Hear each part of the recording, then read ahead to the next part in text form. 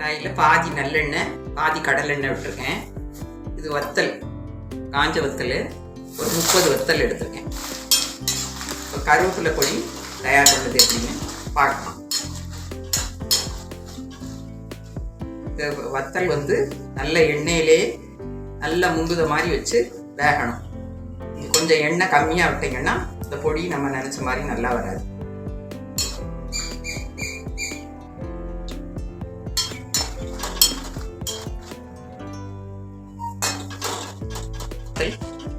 கொஞ்சம் சிவந்துட்டு பாருங்க. இப்போ எடுத்துக்கலாம், வத்தல் எடுத்துக்கலாம்.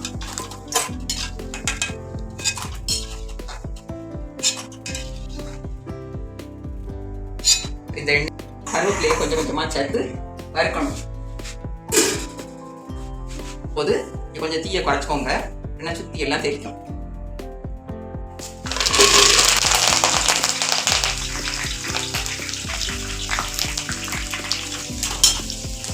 எண்ணெயிலேயே கருவேப்பிலை முழுக்க வேக வச்சு எடுக்கணும். எண்ணெய் கம்மியாக இருந்தால் பொடி டேஸ்ட்டாக வராது. அதனால் எண்ணெய் கொஞ்சமாக வச்சு அதில் நல்ல கருவேப்பிலை மூழ்குத அளவு வச்சு வறுத்து எடுத்துருங்க.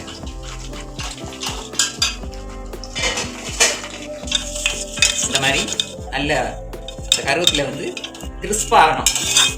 ஈரப்பதமே இல்லாமல் கிறிஸ்பாக ஆகிற மாதிரி பொரிச்சு எடுத்துக்கணும். எண்ணெயிலே பொரிச்சு எடுத்துக்கணும்.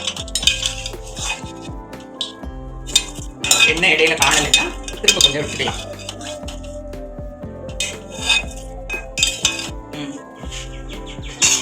திருப்பி கொஞ்சம் கருவேப்பிலை போடுறேன்.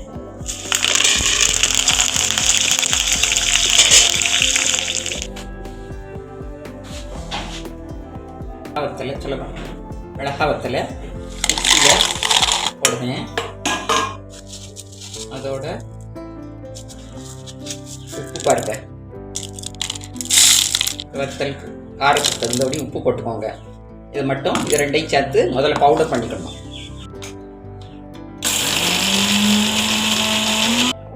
மிளகா வத்தல் பவுடர் ஆகிடுச்சு பாருங்க. இதில் இப்போ கருவேப்பிலை போட்டுக்கலாம். கருவேப்பிலை இருக்கு பாருங்க, இதை கொஞ்சம் கொஞ்சமாக சேர்த்து இங்கே பவுடர் பண்ணிக்கணும்.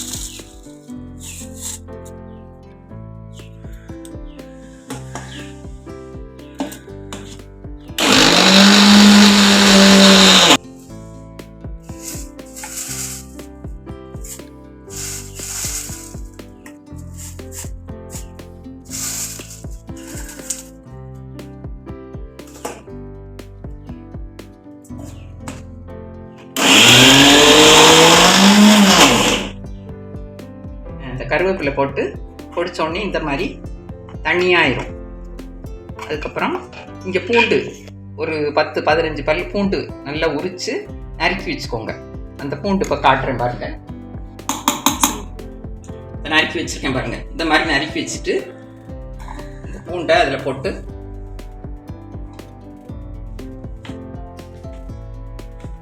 மிக்சியில் போட்டு அரைச்சிடணும்.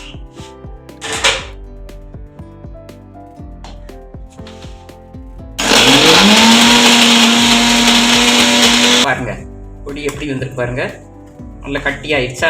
இதில் தண்ணி எதுவுமே சேராதனால இந்த பொடி கெட்டே போகாது. இங்கே அப்படியே எடுத்து ஒரு டப்பாவில் அடைச்சி வச்சுக்கிட்டிங்கன்னா, பத்திரமா வச்சுக்கிட்டிங்கன்னா எத்தனை நாள் 1 மந்த் இருந்தாலும் இது கெட்டு போகாது. இங்கே இட்லி தோசை இதுக்கெல்லாம் நல்லா யூஸ் பண்ணிக்கலாம். எண்ணெய் விட்டு சாப்பிடுறவங்க எண்ணெய் விட்டு சாப்பிட்டுக்கலாம், நெய் வேணுங்கவங்க நெய் விட்டு சாப்பிட்டுக்கலாம்.